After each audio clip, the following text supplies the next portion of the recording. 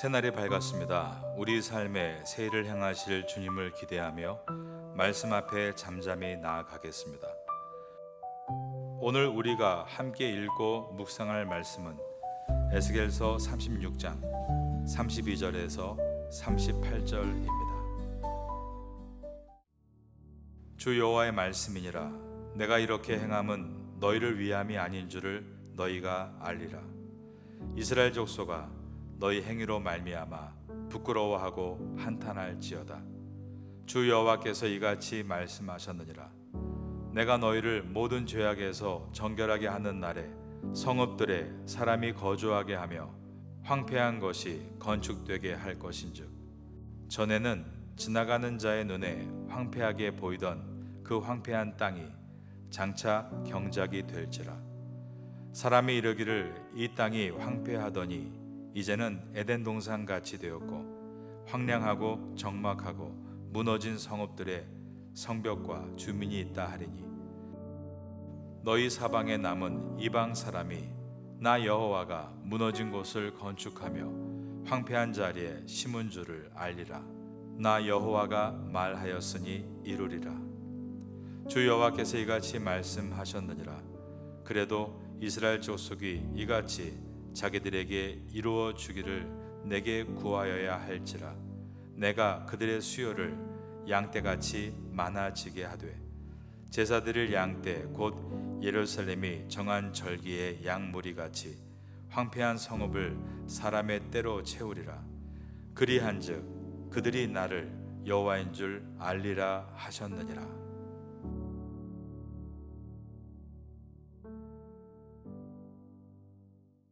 에스겔서 36장이 기록될 당시 이스라엘 백성들은 예루살렘 성전이 파괴되었고 자신들의 터전이 잿더미가 된 채에 지금 멀거먼 바벨론에서 포로 생활을 하고 있었습니다. 그들의 삶은 완벽한 절망 속에 있었습니다. 미래에 대한 희망도, 다시 고국으로 돌아갈 수 있다는 기약도 없었습니다. 정신적으로나 육체적으로나 완전히 무너진 상태였습니다. 오늘 본문의 첫 절인 에스겔서 36장 32절에 보면 주 여호와의 말씀이니라. 내가 이렇게 행함은 너희를 위함이 아닌 줄을 너희가 알리라.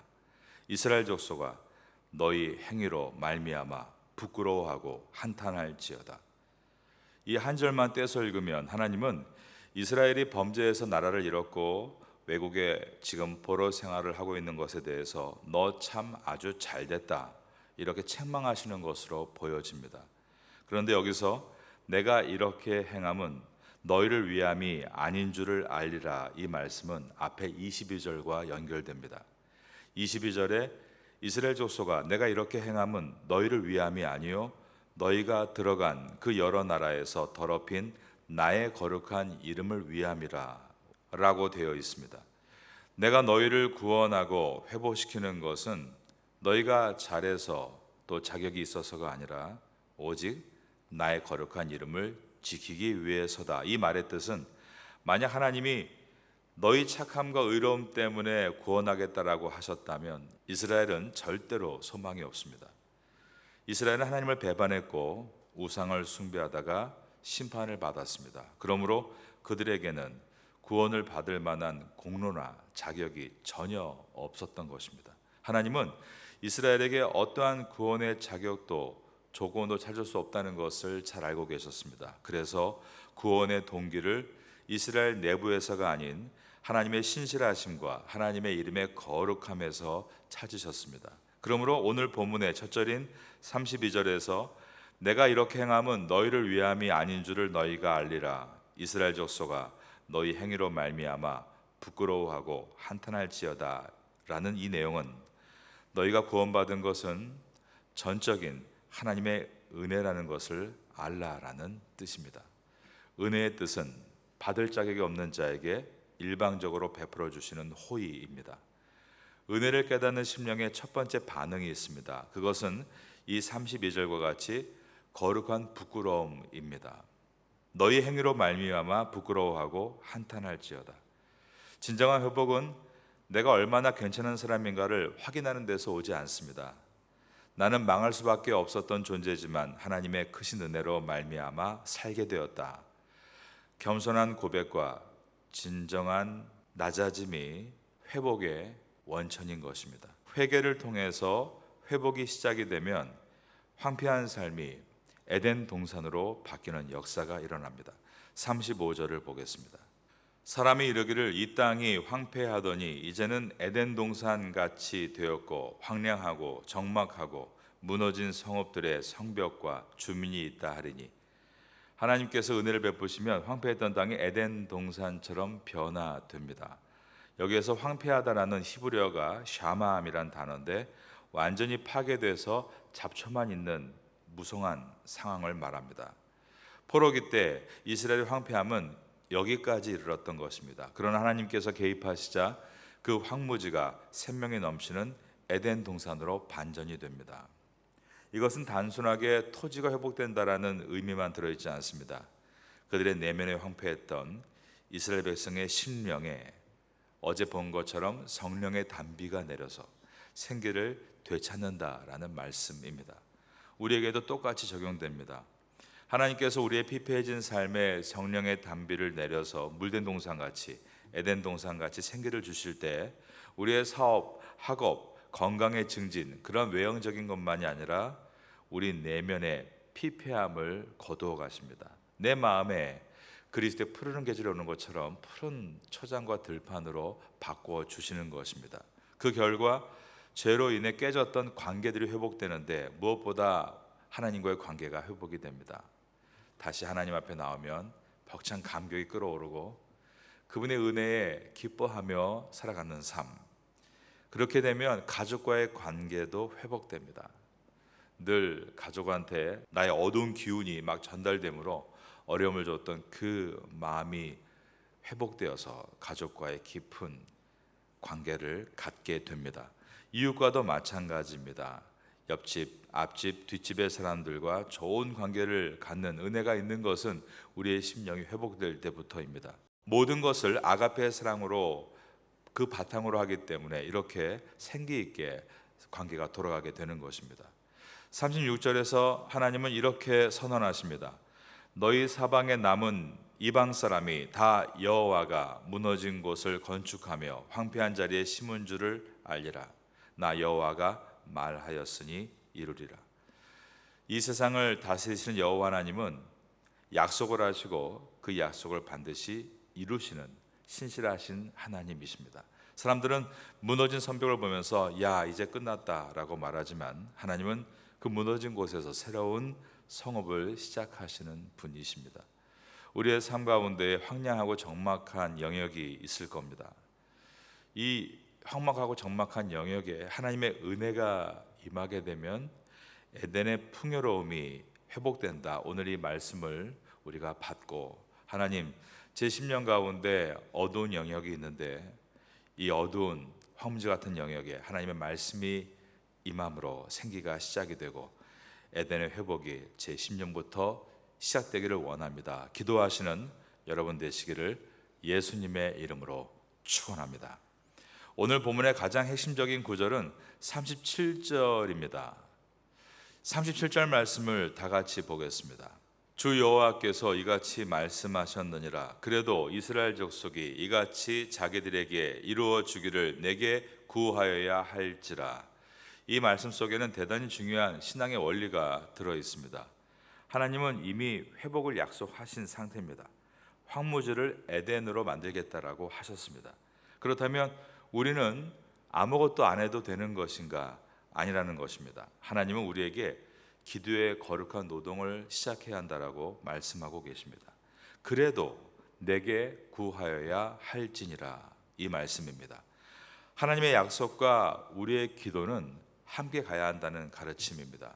하나님의 약속은 기도의 통로를 타고 응답의 자리로 가기 때문입니다. 하나님은 태양을 만드셨지만 우리가 창문을 열어야만 그 태양의 빛은 우리의 방 안으로 들어올 수 있는 것과 마찬가지로 하나님은 회복을 예비하셨지만 성도가 기도에 무릎을 꿇을 때 그 회복의 삶이 현실로 성취되는 것이다 라고 말씀하십니다. 그래서 우리가 떠오르는 한 사람이 있습니다. 바로 다니엘입니다. 바벨론의 포로 생활이 70년이 되면 끝마친다 이 말씀을 예레미야서를 통해 읽다가 깨달았을 때 그가 곧바로 한 일이 무엇이었는가? 기도였습니다. 이 내용이 다니엘서 9장에 자세히 들어있는데, 메대 족속 아하술의 아들 다리오가 갈대아 나라 왕으로 세움을 받던 첫 해, 곧 그 통치 원년에 나 다니엘은 책을 통해 여호와의 말씀으로 선지자 예레미야에게 알려주신 그 연수를 깨달았나니 곧 예루살렘의 황폐함이 70년 만에 그치리라 하신 것이라. 이렇게 그가 말씀을 깨닫고 나서 그 다음 절에 어떻게 되어 있는가? 내가 금식하며 베옷을 입고 재를 덮어쓰고 주 하나님께 기도하며 간구하기를 결심하고. 기도의 내용은 이렇습니다. 내 하나님 여호와께 기도하며 자복하여 이르기를, 크시고 두려워할 주 하나님, 주를 사랑하고 주의 계명을 지키는 자를 위하여 언약을 지키시고 그에게 인자를 베푸시는 이시여, 우리는 이미 범죄하여 패역하며 행악하며 반역하여 주의 법도와 규례를 떠나싸우며, 우리가 또 주의 종 선지자들이 주의 이름으로 우리의 왕들과 우리의 고관들과 주상들과 온 국민에게 말씀한 것을 듣지 아니하였나이다. 이와 같이 하나님 앞에 엎드려 기도하며 민족의 죄를 회개하고 새로워지기를 간구했던 것입니다. 그러면서 아래 내려가서 9장 19절은 우리 한국교회가 잘했던 주여 3창이 나오는데, 9장 19절에 주여 들으소서, 주여 용서하소서, 주여 귀를 기울이시고 행하소서, 지체하지 마옵소서, 나의 하나님이여 주 자신을 위하여 하시옵소서. 한국교회는 하나님께서 이스라엘 백성들에게 하신 약속을 우리 민족에 향한 약속으로 받았습니다. 그래서 나라가 외세의 침략으로 어려운 시절에 주여 주여 주여 삼창을 하며 정말로 열심히 하나님께 기도했던 때가 있었습니다.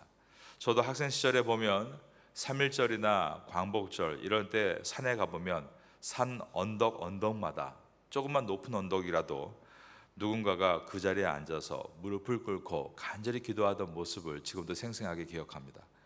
사람들은 착각하는 것이 있습니다. 하나님께서 회복을 약속하셨으니까 우리가 애써 기도하지 않아도 구하지 않아도 이루어지는 것이다. 그것은 착각입니다. 우리는 반대로 생각해야 됩니다.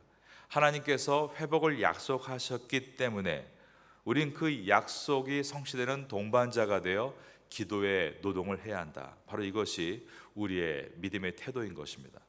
38절을 보겠습니다.